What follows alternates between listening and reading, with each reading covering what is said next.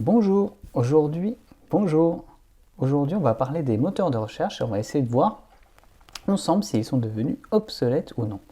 Donc c'est une vidéo réaction à un article dont vous trouverez le lien en description de la vidéo. Donc la question posée par cet article est la suivante: est-ce que les moteurs de recherche, et Google en particulier, sont devenus obsolètes? Donc l'article évoque le fait que on peut aujourd'hui utiliser un moteur de recherche tout à fait performant qui s'appelle DuckDuckGo et qui pourrait remplacer tout simplement Google.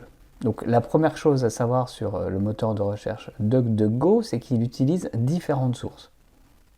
Il va utiliser les résultats de recherche du moteur Bing, des informations venant de Wikipédia, des résultats de Google, mais il a aussi son propre crawler qui va naviguer sur les pages internet pour construire un index.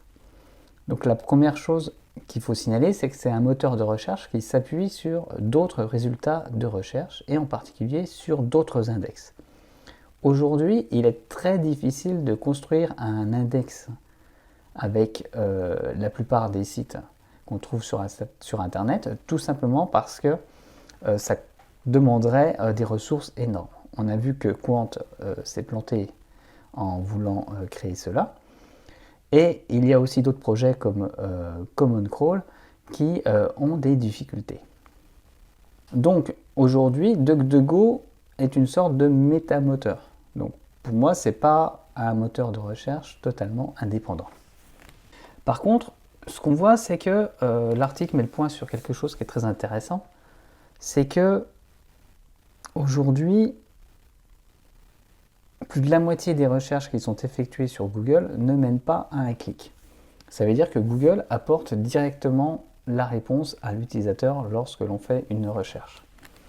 Donc ici par exemple, je vais faire une recherche sur Google. On va chercher âge de Renault. Et Google va directement m'afficher ici son âge, une photo.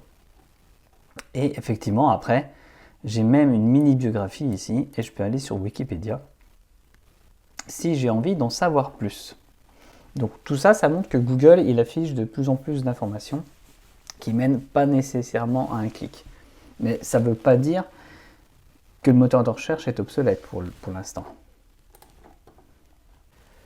Ensuite, le deuxième point de l'article, c'est est-ce qu'on parle de moteur de recherche ou un moteur de publicité? Donc l'idée, c'est que Google affiche de plus en plus de publicité dans ses résultats. Et ça, c'est normal puisque c'est son modèle économique. Google va vendre de l'espace publicitaire aux annonceurs via un système d'enchères qui vont pouvoir se positionner dans le haut des résultats en fonction de l'argent qu'ils sont prêts à débourser. Donc ça amène au troisième point de l'article qui parle du CPC de Google. Donc le CPC, c'est le coût par clic qui est payé par les annonceurs. Et la thèse de l'article, c'est que ce coût devient trop lourd à supporter avec certains coûts par clic qui dépasseraient, je dis bien entre guillemets, parfois les 1000 € dans certains domaines liés à l'assurance ou la finance.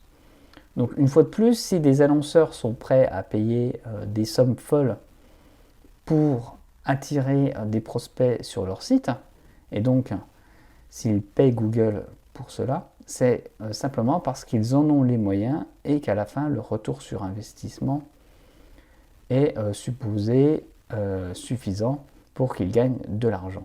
Donc pour moi, ce n'est pas un problème, c'est tout simplement le fait qu'il y a des acteurs qui sont prêts à payer très très cher pour attirer des clients.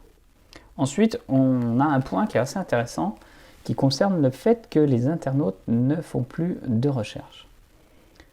Et donc, c'est intéressant parce qu'il y a une part de vérité, ou en tout cas, on va dire que les internautes ne recherchent plus l'information de la même manière.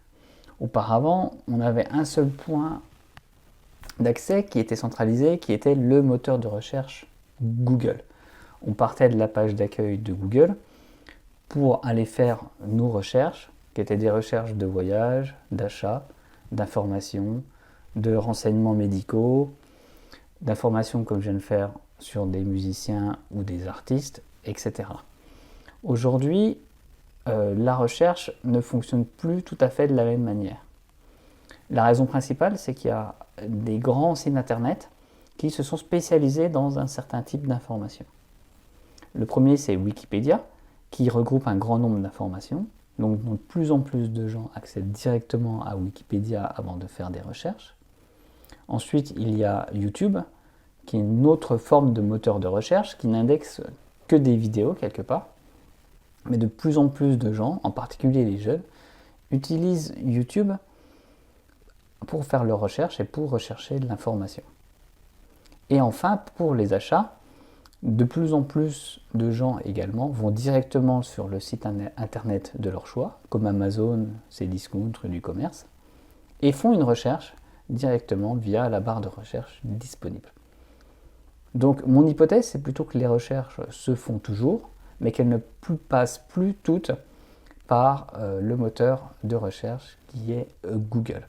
Je pourrais ajouter par exemple la recherche d'images qui sont faites sur Pinterest ou les recherches sur des personnalités ou des gens qu'on connaît qui sont faites sur Facebook ou LinkedIn.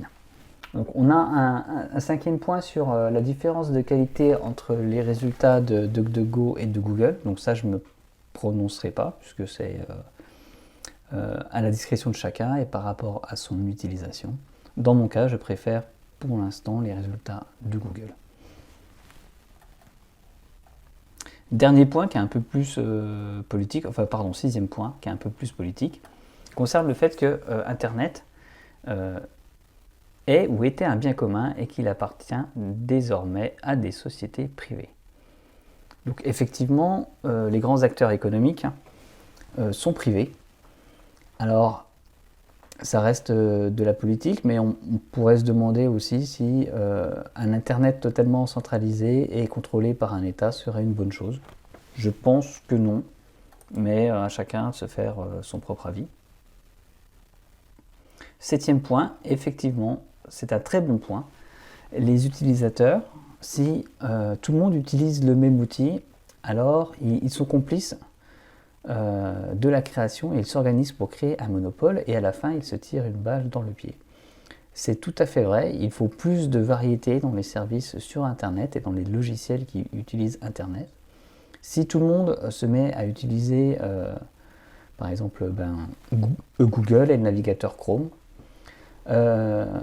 si on arrive à une utilisation maximale de ces outils, un jour Google peut décider de supprimer tout un tas d'informations de son moteur de recherche et on n'aura plus d'alternative.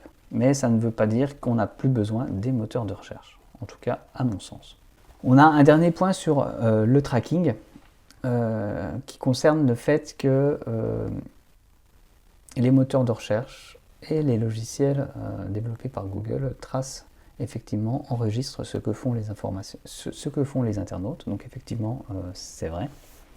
Donc là, à vous de voir comment vous souhaitez vous protéger à ce sujet. Il existe aujourd'hui différentes façons de se protéger et je pense qu'elles sont toutes aujourd'hui accessibles au plus grand nombre.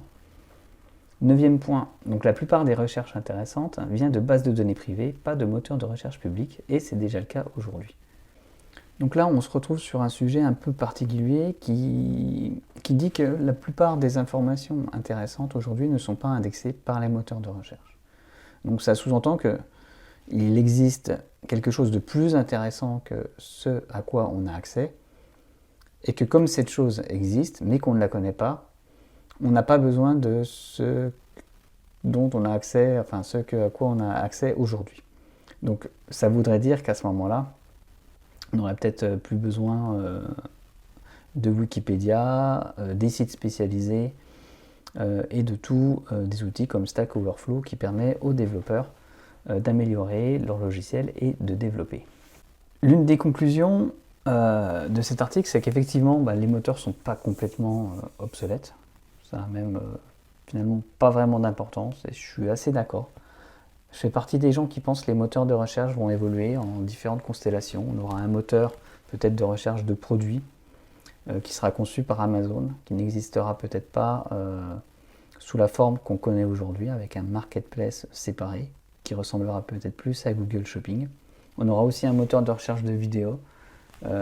Et là, YouTube est clairement positionné sur ce sujet pour gagner cette bataille.